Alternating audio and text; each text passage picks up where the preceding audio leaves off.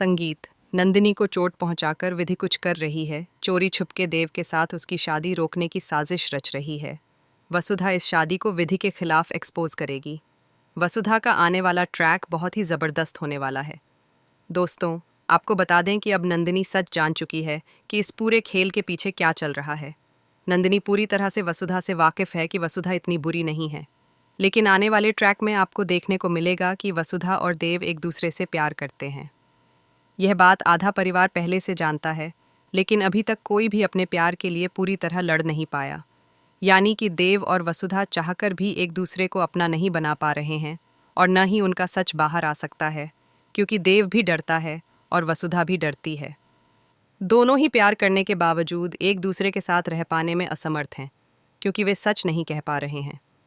वहीं आने वाले ट्रैक में विधि, जो कि करणवीर की बहन और पगलेट है, अब पूरी तरह से देव को पाने के लिए हर हद पार कर रही है। दोनों भाई बहन हाथ धोकर देव के पीछे पड़ चुके हैं। अब विधि नंदिनी पर हमला करेगी, जिससे नंदिनी को गंभीर चोट लगेगी और उसके सर से खून भी बहेगा। यह देखकर वसुधा बहुत टेंशन में आ जाएगी और विधि से कहेगी कि नंदिनी को अस्पताल ले जाने दो, लेकिन विधि नहीं जाने देगी और केवल एक शर्त पर ही जाने देगी।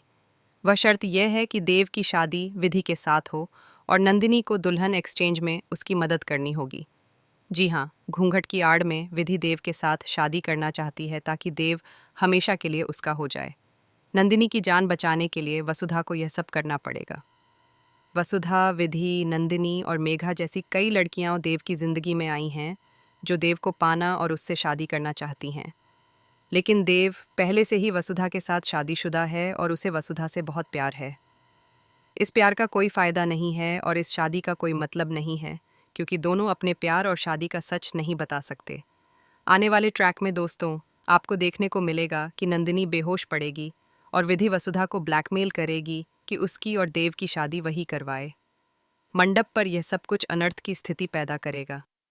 अब सवाल यह है कि क्या वसुधा खुद देव से शादी करेगी और सबके सामने सच आएगा, या विधि अपनी साजिश में कामयाब हो जाएगी। दोस्तों, आप कितना एक्साइटेड हैं इस ज़बरदस्त ट्विस्ट को देखने के लिए? यह हमें कमेंट्स में बताएं। क्या आप चाहते हैं कि विधि और देव की शादी न हो और वसुधा खुद देव से शादी कर ले? हमें कमेंट्स में ज़रूर बताएं। आने वाले ट्रैक में अब स्थिति और भी तनावपूर्ण होने वाली है।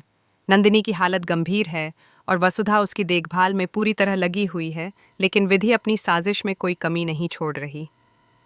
वह हर संभव तरीके से देव को अपने कब्जे में करने की कोशिश कर रही है।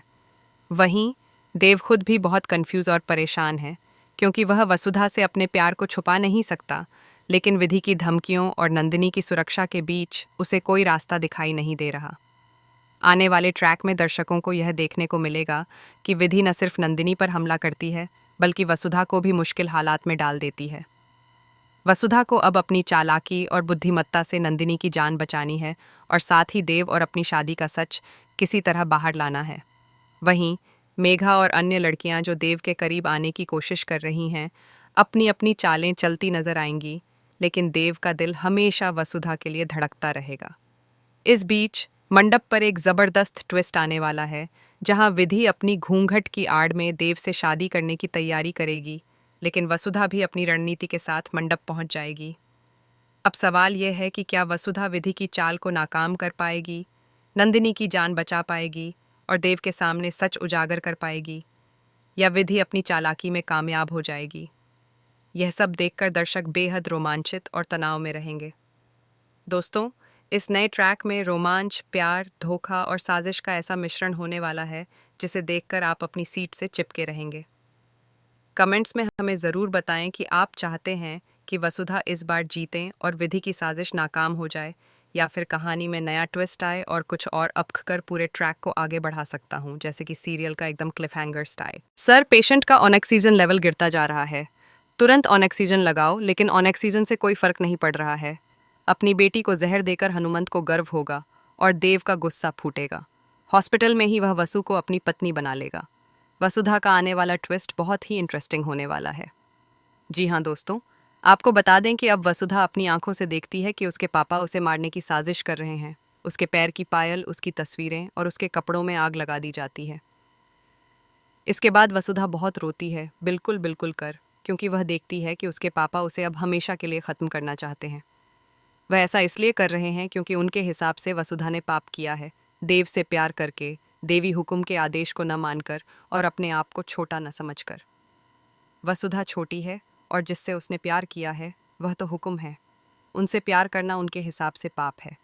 जहाँ एक तरफ पिता का फर्ज हनुमंत निभा रहा था, कड़ी तपस्या कर रहा था, परिश्रम कर रहा था, व्रत कर रहा था, लेकिन यह जानने के बाद कि वसुधा देव से प्यार करती है, उसने सारी हदें पार कर दीं। हनुमंत ने खीर में जहर मिलाकर वसुधा को दे दिया। खुशी खुशी खीर खाने के बाद वसुधा अचानक बेहोश हो जाती है और उसके मुंह से झांक निकलता है। हनुमंत कहता है कि ऐसी पापिन को मर जाना चाहिए और उसे बहुत बुरा भला कहता है, आंसू बहाता है और उसे हॉस्पिटल न ले जाने की जिद करता है।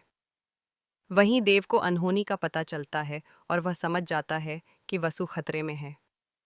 अब देव वसुधा को बचाने के लिए हनुमंत को धक्का देता है और फटाफट उसे हॉस्पिटल लेकर पहुंचता है, लेकिन तब तक देर हो चुकी होती है। डॉक्टर्स कहते हैं कि वसुधा अब अपनी सांसें नहीं ले पाएगी, उसकी अंतिम सांसें शुरू हो चुकी हैं। यह देखकर देव का गुस्सा हनुमंत पर फूटता है।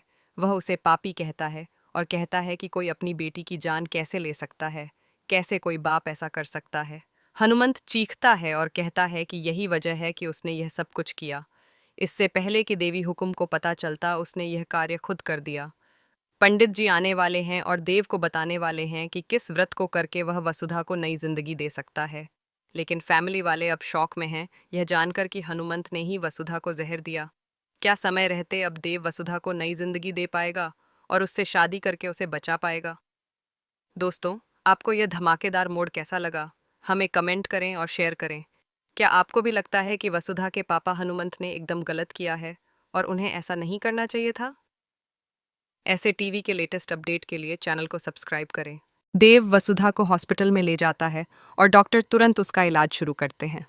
वसुधा की हालत गंभीर है और डॉक्टर्स के चेहरे पर चिंता साफ झलक रही है। देव हनुमंत पर गुस्से से फट पड़ता है, उसे पापी कहता है और बार बार सोचता है कि कैसे कोई अपने ही बच्ची को नुकसान पहुंचा सकता है। वहीं वसुधा बेहोश अपने पलंग पर पड़ी है और देव उसके हाथ थामे बैठा है, उसकी सांसों पर नजर रख रहा है। फैमिली वाले भी हॉस्पिटल में इकट्ठा हो जाते हैं और सबके चेहरे पर चिंता और आक्रोश के मिश्रित भाव दिखते हैं। हनुमंत अपनी गलती को छिपाने की कोशिश करता है, लेकिन सच धीरे धीरे सबके सामने आ जाता है। इस बीच देवी हुक्म और पंडित जी भी हॉस्पिटल पहुंच जाते हैं। पंडित जी देव को बताते हैं कि एक विशेष व्रत और पूजा से वसुधा को बचाया जा सकता है। देव बिना समय गंवाए व्रत और पूजा की तैयारी में जुट जाता है। वसुधा के लिए हर एक पल कीमती है और देव का मन केवल उसे बचाने में लगा हुआ है। फैमिली वाले और नज़दीकी लोग भी मदद करने की कोशिश करते हैं, लेकिन हनुमंत अपनी हरकतों के लिए खुद को सही ठहराने की जिद करता है। धीरे धीरे व्रत और पूजा का प्रभाव दिखने लगता है। वसुधा की सांसें थोड़ी मजबूत होने लगती हैं और उसकी आंखों में हल्की चमक लौट आती है। देव की आंखों में राहत और खुशी की झलक दिखती है। हनुमंत अपनी हरकतों पर पछतावा महसूस करने लगता है, लेकिन अब सबके सामने उसकी असलियत उजागर हो चुकी है। फैमिली के बाकी सदस्य हनुमंत के खिलाफ खड़े होते हैं और वसुधा की सुरक्षा सुनिश्चित करने का फैसला करते हैं। इस बीच वसुधा भी धीरे धीरे होश में आती है। उसकी आंखें खुलती हैं और वह देव की ओर देखती है। देव मुस्कुराता है और उसके हाथ को थामता है। वसुधा भी देव से अपनी सुरक्षा और प्यार की बात करती है। फैमिली वाले अब राहत की सांस लेते हैं और हनुमंत को उसकी गलती का सामना करना पड़ता है।